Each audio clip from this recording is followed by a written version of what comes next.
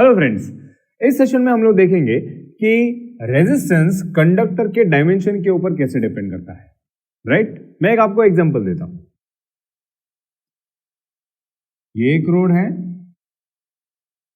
A to be, ये road ए से B के ऊपर जाता है। ठीक है, पॉइंट ए से बी के ऊपर जाता है। और ये एक रोड है, ये रोड भी पॉइंट ए से बी के ऊपर जाता है। राइट? और ये जो मैं बना रहा हूं वो है पॉट होल्स। राइट? माने खड्डे जो रोड के ऊपर होते हैं। राइट? हमें अपने देश में बहुत सारे दिखाई देते हैं, है या नहीं? ओके, अब मैं आपको दो ऑप्शन देता हूं। आप अपनी व्हीकल या तो फिर इस रोड से लेके जा सकते हो। ये रोड भी कहां से कहां पे जाता है? ए से बी पे जाता है। ये रोड भी कहां से कहां पे जाता है? ए से बी पे जाता है। कौन से रोड के ऊपर आप अपने व्हीकल को लेके जाना पसंद करोगे, या कौन से रोड से आप जाना पसंद करोगे? कौन सा रोड? ऑब्वियसली सेकंड वाला रोड जो ए से बी पे जाता है, जिसका विड्थ बहुत ज्यादा है। क्यों ये रोड? क्योंकि इस रोड से अगर मैं गया तो फिर मुझे बहुत कम कठिनाई का सामना करना पड़ेगा। राइट? बहुत कम रुकावटें मेरे सामने आएंगे क्योंकि पॉटहोल्स बहुत कम है। उसी तरह कंडक्टर के अंदर भी होता है। अगर कंडक्टर का क्रॉस सेक्शन एरिया बहुत ज्यादा है तो रेजिस्टेंस बहुत कम हो जाता है। क्यों? क्योंकि इलेक्ट्रॉन के बीच में तो जो कोलिजन होता है वो कम हो जाएंगे। इलेक्ट्रॉन और पॉजिटिव आयंस के बीच में जो कोलिजन होता है वो भी कम हो जाएंगे। तो मैं ये बोल सकता हूं कि रेजिस्टेंस कम हो जाएगा अगर क्रॉस सेक्शन एरिया बढ़ गया। तो इसका मतलब है रेजिस्टेंस और क्रॉस सेक्शन एरिया के बीच में क्या रिलेशनशिप होगा? Resistance is inversely proportional to cross section area. मतलब अगर क्रॉस सेक्शन एरिया कम हो गया तो फिर रेजिस्टेंस बढ़ जाएगा, अगर क्रॉस सेक्शन एरिया बढ़ गया तो फिर रेजिस्टेंस कम हो जाएगा। राइट? ओके, अब मैं वापस आपको दो ऑप्शन दे रहा हूं।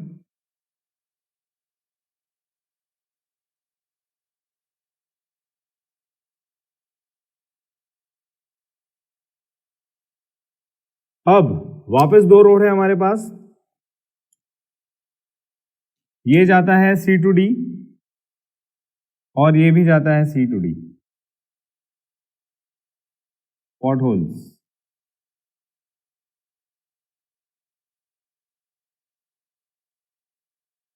अब आप बताइए कि इन दोनों रास्तों में से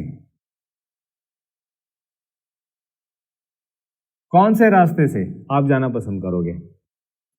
राइट? ये भी जाता है सी टू डी, ये भी जाता है सी टू डी। कौन से रास्ता आप पसंद करोगे? ऑब्वियसली ये वाला, सेकेंड वाला। क्यों ऐसे? क्योंकि सेकेंड वाले रास्ते में रुकावटें कम है, मुश्किलें कम है। उसी तरह कंडक्टर के अंदर अगर कंडक्टर का लेंथ कम हो गया तो जो इलेक्ट्रॉन्स के बीच में कोलिजन्स होते हैं वो भी कम हो जाएंगे। इलेक्ट्रॉन्स और पॉजिटिव आयंस के बीच में जो कोलिजन होते हैं वो भी कम हो जाएंगे। तो इसका मतलब है रेजिस्टेंस कम हो जाएगा। इसका मतलब है अगर लेंथ ऑफ कंडक्टर अगर कम है तो इसका मतलब है रेजिस्टेंस भी कम होगा। अगर लेंथ ऑफ द कंडक्टर ज्यादा है तो रेजिस्टेंस भी ज्यादा होगा। तो मैं इस चीज को बोल सकता हूं कि R is directly proportional to L। L क्या है? Length of the conductor. Right? Okay, अब इन दो चीजों को, ये इक्वेशन और ये इक्वेशन, दोनों को अगर मैं साथ में लिखूं तो मैं लिख सकता हूं कि R is directly proportional to L upon A। Right? अच्छा, अगर मुझे इस प्रोपोर्शनलिटी साइन को निकालना है तो फिर मुझे क्या करना पड़ेगा? इस प्रोपोर्शनलिटी साइन को अगर निकाल के इक्वल टू करना है तो फिर ऑब्वियसली मुझे एक कांस्टेंट ऐड करना पड़ेगा। तो इसका मतलब है R is equal to rho L upon A। अब ये जो रो है वो एक प्रोपोर्शनलिटी कांस्टेंट है जिसको हम लोग बोलते हैं रेजिस्टिविटी। क्या नाम है इसका? रेजिस्टिविटी। और इसको स्पेसिफिक रेजिस्टेंस ऐसा भी बोलते हैं, स्पेसिफिक रेजिस्टेंस। राइट? और अब ये जो स्पेसिफिक रेजिस्टेंस है वो मटेरियल के टाइप के ऊपर डिपेंड करता है। इसका मतलब है जो गुड कंडक्टर्स है ना, सारे जो गुड कंडक्टर्स है, मतलब गोल्ड, एल्यूमिनियम, सिल्वर, ये सब गुड कंडक्टर ऑफ इलेक्ट्रिसिटी है, तो उसका रेजिस्टिविटी बहुत कम होता है। फॉर एग्जाम्पल रबर, वुड, इसका रेजिस्टेंस बहुत ज्यादा हाई होता है।